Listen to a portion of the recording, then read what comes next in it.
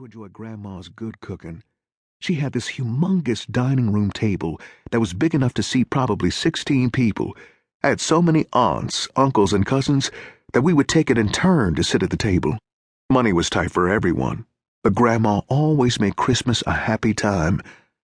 Like many young kids, I spent a lot of time hanging out at my grandparents' home.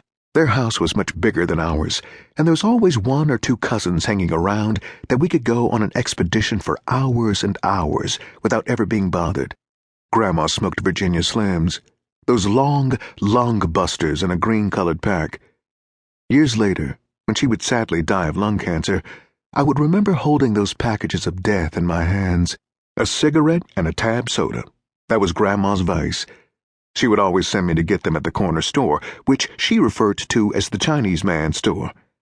I would arrive there in 60 seconds or less by going through the back alleyway, jumping Mrs. Jackson's fence, and sliding through the small breach in the garage. This young skinny kid knew the territory very well. The best thing about being sent to the store was that I could keep the change.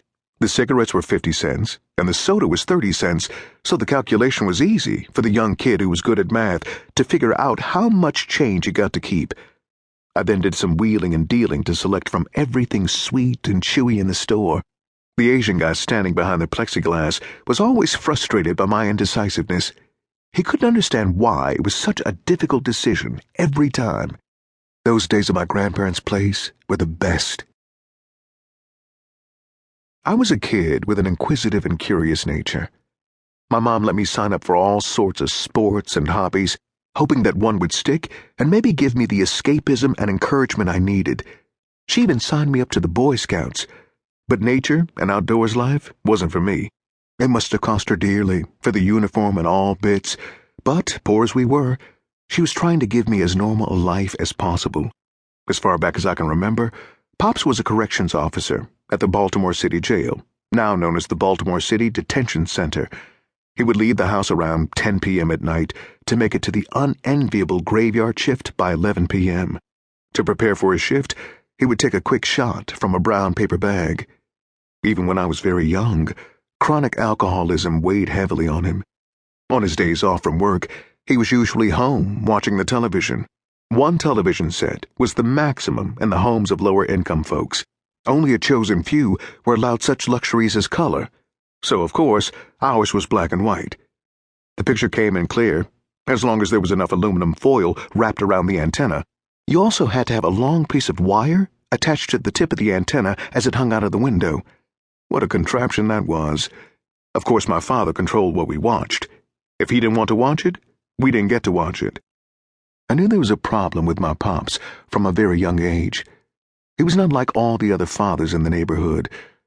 The other fathers didn't stumble on the way home, holding tightly to a bottle of rum. The other fathers on the block didn't yell and scream out of the window all night long like they were insane. To my knowledge, the other fathers in the neighborhood didn't physically abuse their wives. There were times when we would hang out together like a normal father and son, Dad teaching me how to do manly things, like tossing a baseball around. Those moments often ended up with the boys in blue giving us a ride home, probably more out of concern for the young skinny kid than for the man. It was probably just easier than locking him up. Plus, he would always display his prison guard badge, and that gave him a pass. I can remember times when I was 10 years old trying to hold my father upright as we walked down the sidewalk toward home together. He was pretty heavy for a 10-year-old, but I couldn't just leave him on the corner. Sometimes onlookers would stop to try and help, but my father wouldn't allow their assistance.